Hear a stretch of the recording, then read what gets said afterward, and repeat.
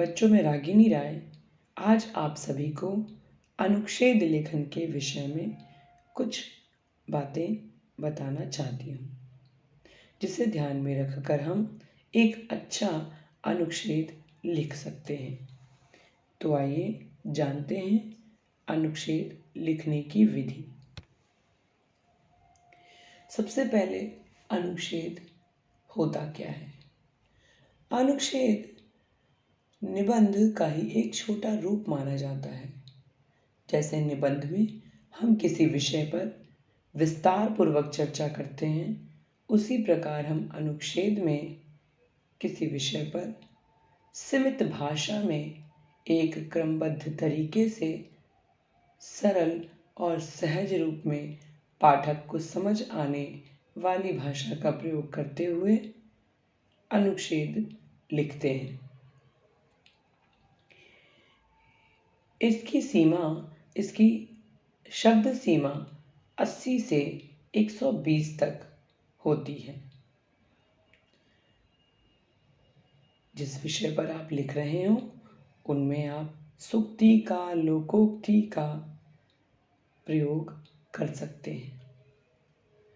अनुच्छेद स्पष्ट, सरल, सहज और प्रभावी होना चाहिए।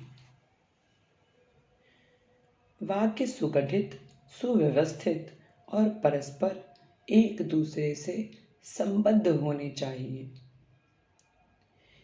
इसमें किसी प्रकार की किसी भूमिका की, प्रस्तावना की या उपसंहार की कोई आवश्यकता नहीं होती है और अलंकारिक भाषा का प्रयोग भी नहीं किया जाता है।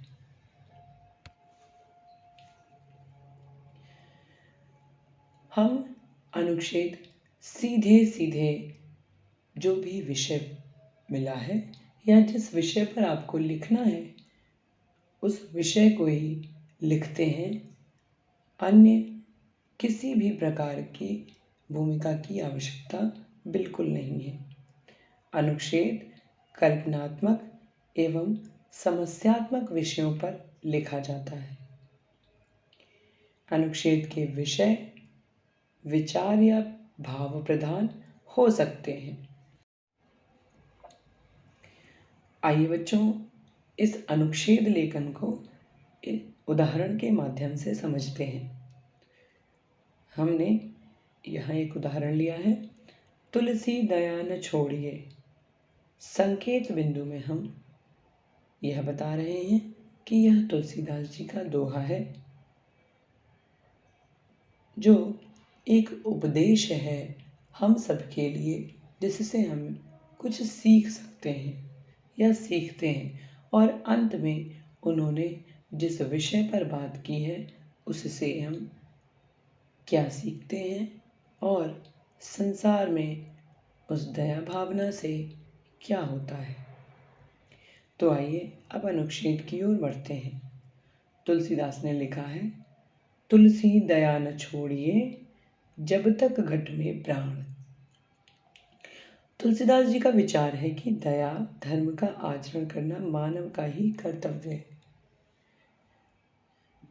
अतः उसे दया का पक्ष कभी नहीं छोड़ना चाहिए, क्योंकि धर्म की शुरुआत दया से ही होती है, जबकि अहंकार से पाप का जन्म होता है।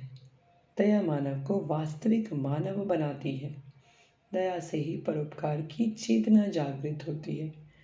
तो बच्चों, आपने इस अनुच्छेद में देखा कि हमने किसी प्रकार की किसी भूमिका को यहाँ नहीं लिखा है।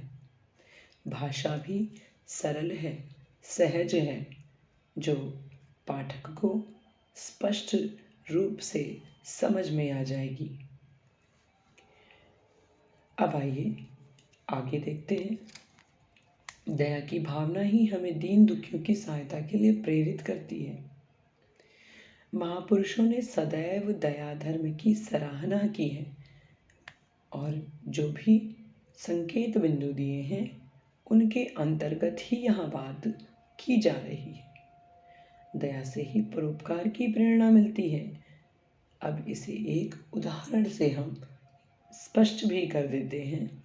दधीची की दयालुता सर्वविदित है, जिन्होंने मानव जाति के हित के लिए राक्षसों के संहार के लिए अपने शरीर की हड्डियां तक दे दी, जिससे वज्र का निर्माण करके राक्षसों का संहार किया गया।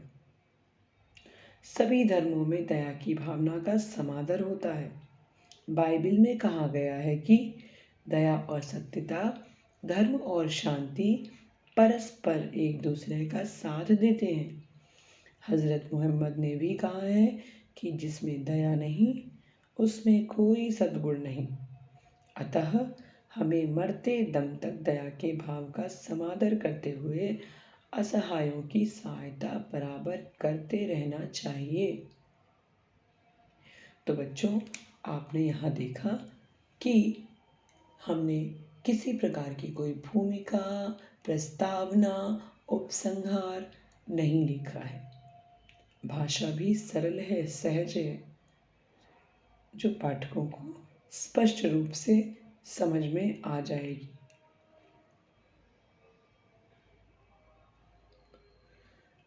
विषय वस्तु की क्रमबद्धता का भी ध्यान दिया गया है। अतः अंत में मैं आपको यही बताना चाहती हूँ कि एक अच्छा अनुच्छेद लिखते समय कुछ विशेष बातों का ध्यान रखकर हम अच्छे अनुच्छेद को लिख सकते हैं। भाषा की सरलता, सहजता और भाषा कितनी उपयोगी है, इस बात पर ध्यान देना चाहिए। किसी भी अनुच्छेद को लिखने के लिए किसी प्रकार की भूमिका अथवा निष्कर्ष की भी आवश्यकता नहीं पड़ती, और अनुच्छेद में अनावश्यक प्रसंगों को भी लिखने की आवश्यकता नहीं होती है। जिस प्रकार अभी आपने एक अनुच्छेद को उदाहरण स्वरूप यहाँ देखा और समझा है। आज के लिए बस इतना ही बच्चों, धन्यवाद।